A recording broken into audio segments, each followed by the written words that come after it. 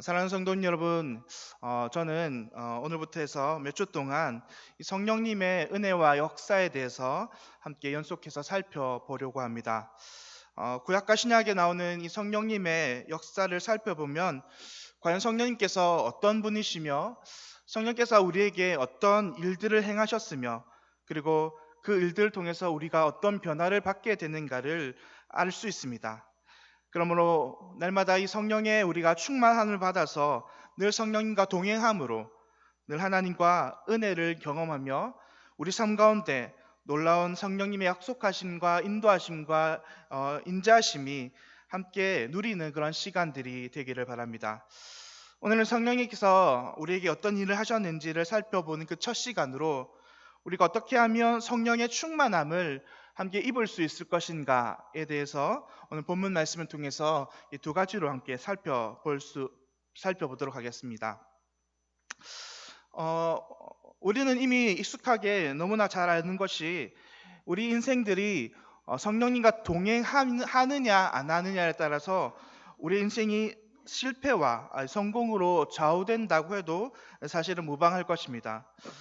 왜냐하면 저희들은 너무나 부족하고 연약한 사람들이라서 이 성령께서 하루라도 우리가 동행하지 않으시면 우리 날마다 쓰러지고 또 넘어지며 하나님께서 우리에게 맡겨주신 그 사명을 감당하기는커녕 우리가 우리의 힘으로 하나님의 사명을 감당하지 못하고 오히려 하나님의 사명을 떠난 인생을 살아갈 수밖에 없기 때문입니다. 이러한 사실은 우리가 성경에 나오는 예수님의 제자들의 모습만을 살펴봐도 지극히 잘 알 수 있습니다. 사실 예수님의 제자들이 성령을 받지 않았을 때에 그들은 예수님께 주신 사명이 있었음에도 또한 그들은 예수님을 알았음에도 불구하고 번번이 실패하고 넘어진 모습을 우리는 잘 알 수 있습니다. 일례로 마태복음 7장 17장과 누가복음 9장에 보면 한 귀신 들린 아이의 아버지의 사건을 우리가 살펴볼 수 있습니다. 자신의 아이가 귀신이 들렸습니다. 그래서 이 귀신을 쫓아내려고 이 아이의 아버지는 급히 예수님의 제자들에게 찾아갑니다. 그런데 웬일인지 예수님의 제자들이 아무리 노력하고 힘쓰고 해도 이 아이에게 들어붙은 귀신이 떠나가지 않는 것입니다. 그래서 이 아버지는 황급하게 예수님께 나옵니다. 그리고 이렇게 말씀하시죠. 제가 당신의 제자들에게 찾아갔는데 도무지 그 제자들은 우리 아이에 들림붙은 이 귀신을 떠나보내지 못하더이다. 그래서 예수님, 이제는 제가 당신께로 나왔습니다 하는 것입니다. 제자들이 사명을 받았고 그 사명을 수행함에 있어서도 성령께서 그들이 함께 하지 않자 그들에게서 아무런 능력도 나가지 못했던 것입니다. 또 우리가 잘 아는 것처럼 제자들은 성령을 받지 않았을 때에 상당히 비겁한 모습을 보이게 됩니다. 예수님께서 함께 겟세마네 동산에서 기도하고 있을 때 우리가 익히 아는 대로 로마 병정들이 예수님을 잡으러 옵니다.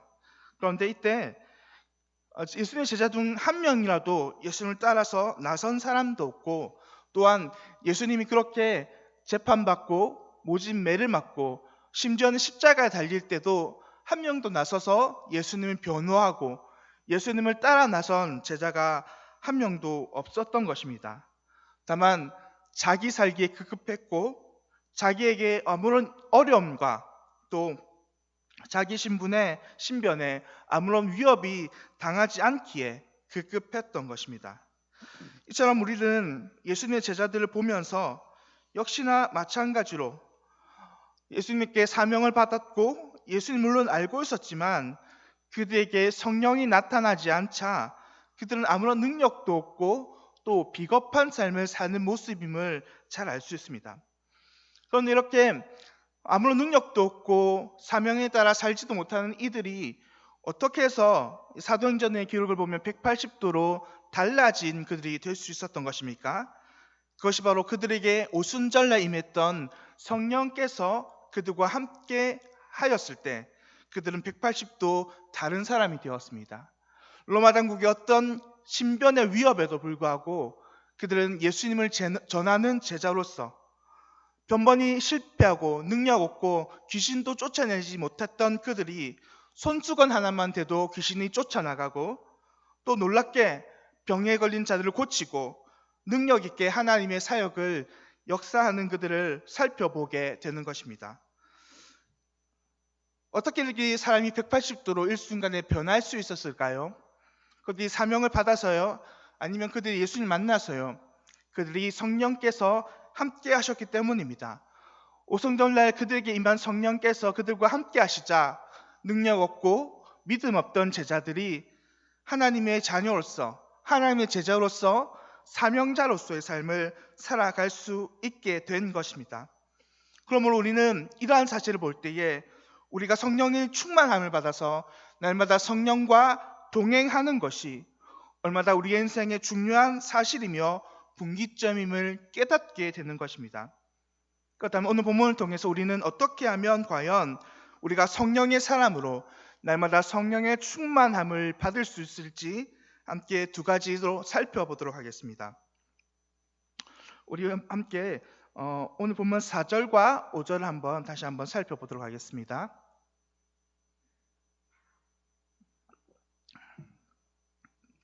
먼저 우리가 첫 번째로 어떻게 하면 하나님의 이 성령의 충만한 사람이 될까? 첫 번째로 함께 모여서 기도하는 자들이 되어야 한다는 거죠. 오늘 본문 4절과 5절은 예수님께서 승천하기 직전에 제자들에게 마지막으로 분부하고 당부하는 모습입니다. 이때 4절의 본문의 말씀에서 예수님께서는 제자들에게 이렇게 말씀하시고 또 5절에서는 그러므로 너희가 성령을 받을 것이다 이렇게 말씀하십니다. 4절에서는 너희가 어떻게 해야, 5절에서는 너희가 성령을 받을 것이다 라고 말씀하시는데 4절을 함께 살펴보도록 하겠습니다. 사도와 함께 모이사 그들에게 분부하여 이르시되 예루살렘을 떠나지 말고 내게서 들은 바 아버지께서 약속하신 것을 기다리라 라는 것입니다. 예수님께서 그들이 성령의 충만함, 다시 말해서 성령을 받기 위해서는 먼저 그들이 함께 예루살렘에 모여서 떠나지 말라라는 것입니다. 지금까지 예수님의 제자들은 각각 뿔뿔이 흩어진 채로 예수님이 없어지자 그런 모습으로 살았습니다. 어떤 제자는 자기는 이제 더 이상 예수님을 따라가지 못하겠노라 말하고 갈릴리로 가서 다시 어부의 삶을 살았고, 또 어떤 제자는 엠마오로, 또 어떤 제자는 그대로 예루살렘에 남아 있었습니다. 그런데 이제는 예수님께서 이렇게 말씀하십니다. 이제는 내가 다시 너희를 떠나도 너희는 흩어지지 말고 함께 예루살렘에 모여서 내가 약속한 것을 기다리라 라는 것입니다. 구체적으로 함께 모여서 무엇을 하라라고 말씀하냐면 이것에 대해서는 오늘 본문 이후에 있는 사도행전 1장 14절에 보면 구체적으로 그들이 함께 모여서 무엇을 했는지가 기록되었는데요. 오늘 사도행전 1장 14절에서는 마음을 같이하여 오로지 기도에 힘쓰니라고 합니다. 그러니까 예수님께서 그들에게 명령하신 첫 번째, 그들이 성령의 충만함을 입을 수 있는 첫 번째는 그들이 함께 모여서 오롯이 기도하기에 힘쓰는 일입니다. 그것을 통해서 너희가 성령에 임할 것이고 성령에 충만할 것이라 라고 이야기합니다. 제가 우리 중고등부 아이들을 이제 가르치고 지도하면서 때로는 청년들을 만나면서 여러 가지 개별적으로 그들의 인생 가운데 하나님을 어떻게 만났고 그들이 어떻게 신앙이 변화되었는지를 이렇게 질문하면 많은 아이들이 이렇게 대답하더라고요. 내가 주일 예배 때 은혜 받아서 제가 하나님 믿기로 했습니다. 아니면 제가 성경 공부 때 우리 담임 선생님 말씀이 참 인상 깊어서 내가 성령을 받고 하나님 믿기로 했습니다. 이렇게 말하는 사람은 한 명 봤습니다. 제가 이때까지. 그런데 대부분 뭐라고 말하냐면 제가 수련회 가서 함께 예배드리고 찬양하며 기도할 때에 저에게 하나님이 인격적으로 만나 주셨습니다 라고 말씀하시는 거예요. 다르게 말하면 우리가 함께 수련회에 와서 함께 기도하며 간구했더니 성령이 나를 만지셨고 나를 만나 주셨고 내가 성령의 충만함을 입었습니다 라는 말입니다. 제가 지난주 우리 아이들을 데리고 수련회 다녔습니다. 천안에서 2박 3일 동안 수련회를 했는데 이 둘째 날 강사로 다니엘 김이라는 선교사님이 오셨습니다. 근데 이 선교사님이 뭐라고 말씀하시냐면 선교사님이 이 아이들을 이제 복음을 전하는 일, 청년과 청소년들의 복음을 전하는 일에 지금까지 약 10년 동안 사역하고 계시다고 합니다. 그런데 최근 들어서 이 코로나 3년이 지나고 다시 수련회에 가서 아이들이 만나면서 자신이 드는 가장 안타까운 것이 수련회 3년 동안 아이들이 신앙을 잃었는데 특별히 뭐를 잃었냐면 기도할 줄 모르는 아이들이 됐다고 하는 것입니다. 자기 스스로 기도할 줄 모르고 그래서 그들이 정말 그들의 삶 가운데 하나님의 은혜를 받을 줄 모른다라는 말입니다. 함께 모여서 기도하는 것이 얼마나 성령의 충만함을 받는 것인가, 함께 모여서 하나님께 부르시는 것이 얼마나 성령의 역사가 그들 가운데 나타나는 것인가를 다시 한번 반증해 주는 이야기라고 합니다. 예수님께서도 마태복음 18장 19절 20절에서도 한 번 더 이렇게 말씀하셨습니다. 진실로 다시 너희에게 이르노니 너희 중에 두 사람이 땅에서 합심하여 무엇이든지 구하면 하늘에 계신 내 아버지께서 그들을 위하여 이루게 하시리라. 두세 사람이 내 이름으로 모인 곳에 나도 그들 중에 있느니라 라고 말씀하십니다. 무엇보다 함께 모여서 기도하는 것이 중요하다라고 말씀하시고, 더 나아가서 예수님께서는 오늘 이 말씀을 더 확장시켜서 너희가 이렇게 함께 모여서 기도할 때, 너희가 함께 모여 기도할 때 성령의 충만함을 받을 수 있다라고 말씀하십니다. 그런데 사실 우리가 다른 사람의 예를 들지 않아도 우리는 사실 우리 경험적으로 우리가 어떻게 하면 성령의 충만함을 얻을 수 있을지 너무도 잘 알고 있습니다. 성령 여러분, 우리가 집에서 TV나 드라마를 볼 때 우리가 성령에 충만해졌습니까? 아니면 우리가 그저 밤에 잠을 자다가 우리가 성령의 충만함을 얻을 수 있었습니까? 아니면 그저 친구들과 카페에서 아니면 이렇게 대화를 나누다가 우리가 성령의 충만함을 받을 수 있었습니까? 아닙니다. 우리는 모두 다 경험상 우리가 어떻게 해야 성령의 충만함을 받을 수 있을지를 아는데, 그것이 무엇입니까?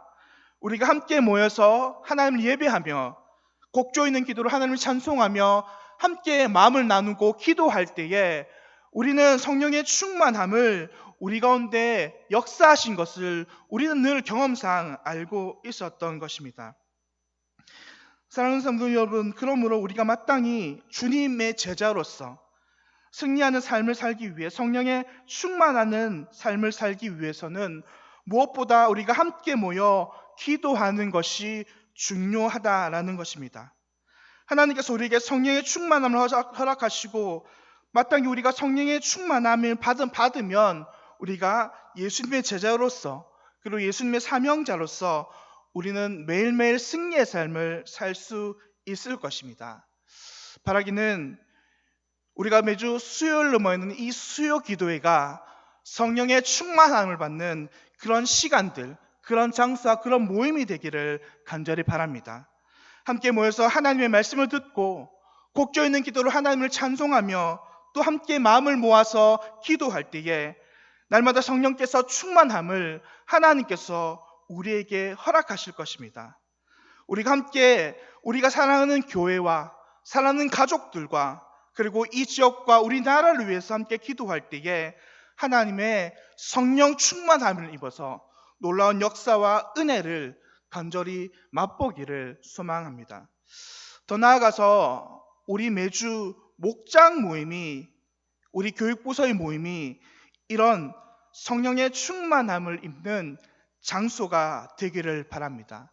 목장이 함께 모여서 삶을 나누고 서로가 서로의 아픔과 슬픔을 위해서 기도하고 또 기도해 줄 때에 그 모임 가운데에 하나님이 함께하여 주셔서 성령의 충만함을 잊기를 소망합니다.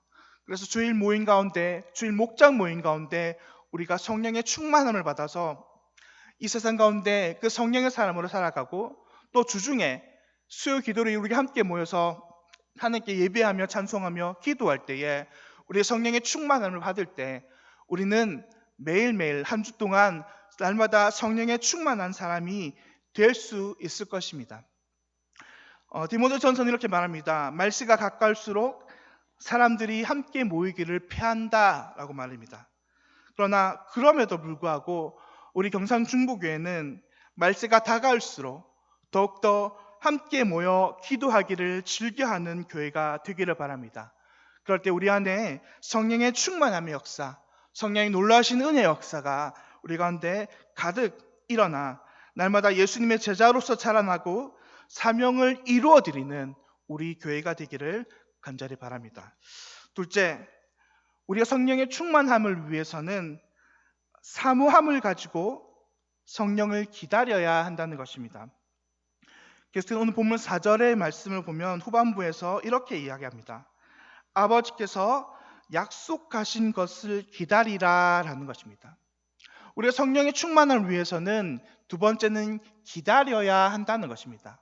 그런데 단순히 우리가 기다리는 것이 아니고 어떤 기다림으로 기다려야 한다면 우리가 아버지께서 약속하신 것, 예수님께서 약속하신 그것을 기다려야 한다는 것입니다. 예수님께서는 제자들과 함께 했을 때 수없이 그들에게 성령님을 보내주실 것을 약속하셨습니다. 대표적으로 누가복음 24장 49절, 볼지어다 내가 내 아버지께서 약속하신 것을 너에게 보내리니, 또 누가복음 11장 13절에서도 하늘 아버지께서 구하는 자에게 성령을 주시지 않겠느냐 하시니라. 또 요한복음 14장 16절과 18절에서도 내가 아버지께 구하겠으니 그가 또 다른 보혜사를 너에게 주사 영원토록 너희와 함께 있게 하리니 내가 너희를 고와 같이 내버려 두지 아니하고 너희에게로 오리라. 또 요한복음 14장 26절 보혜사 곧 아버지께서 내 이름으로 보내실 성령 그가 너희에게 모든 것을 가르치고 내가 너희에게 말한 모든 것을 생각나게 하리라 라고 말씀하시며, 예수님께서는 제자들에게 수도 없이 끊임없이 성령을 보내주실 것을 약속하셨는데, 우리의 기다림은 바로 이 예수님께서 약속하신 그 약속을 바라보며 약속의 말씀을 붙들며 기다리는 그 기다림이 되어야 한다는 것입니다. 그런데 이 약속이요, 단순히 신약 성경을 통해서 예수님께서만 그 제자들에게 주신 것이 아니라 수많은 구약 성경과 선지자를 통해서도 약속하신 바 된 것입니다. 구약 성경 요엘서 2장 28절에서요. 그 후에 내가 내 영을 만민에게 부어주리니 너희 자녀들이 장래 일을 말할 것이며 너희 늙은이는 꿈을 꾸며 너희 젊은이는 이상을 볼 것이다 라고 말씀하셨고요. 에스겔서 36장 26절에서도 또 이렇게 성령을 주실 것을 약속하셨는데, 또 새 영을 너희에게 주고 새 마음을 너희에게 주되 너희 육신에서 굳은 마음을 제거하고 부드러운 마음을 줄 것이다 라고 말씀하십니다.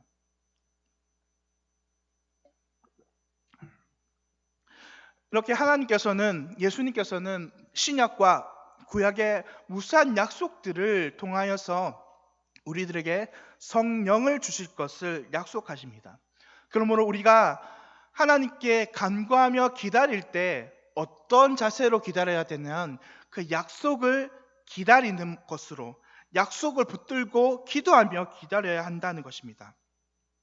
또 우리가 기다릴 때에 어떤 자세로 기다려야 되냐면 두 번째는 우리가 간절한 마음, 사모하는 마음을 담아서 기다려야 한다는 것입니다. 오늘 이 사도행전 1장 4절에 나오는 이 기다리다라는 단어, 헬라 원어는 페르메노라는 단어입니다. 그런데 이 페르메노는 단순히 기다림을 의미하는 것이 아니라 어떤 한 인격을 사모하며 갈망하며 이렇게 간절히 기다리는 그 마음의 상태를 또한 나타내는 단어입니다.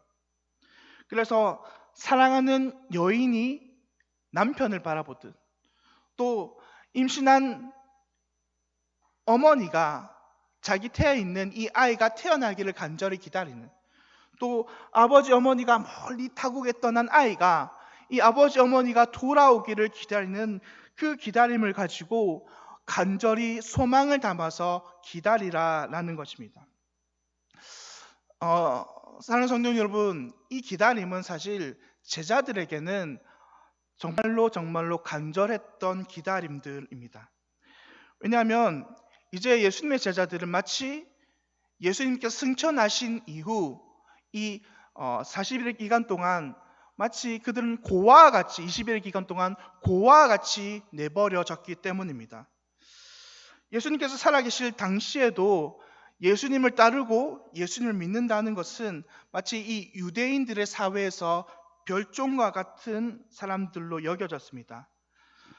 예수님의 가르침은 물론 지극히 성경적이며 올바른 것이었지만 기존의 바리새인들과 서기관들의 가르침을 받은 자들의 입장에서는 예수님 말하는 것은 상당히 자신들과 다른 이 주류의 입장들이 아닌 완전히 반대되는, 그래서 배척해야 하는 것처럼 여겨졌기 때문입니다.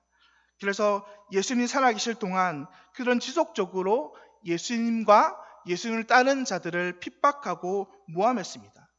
그런데 이제는 그렇게 자신들이 의지하던 예수님이 자신을 떠나버린 것입니다.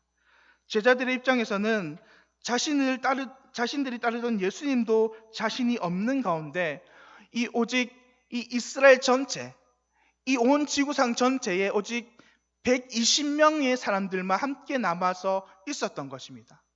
그러므로 그들에게 성령을 향한 기다림은, 성령을 간구하는 그 기다림은 다른 그 어떤 보다 절박하며 간절한 심령으로 기다리는 기다림일 수밖에 없었던 것입니다.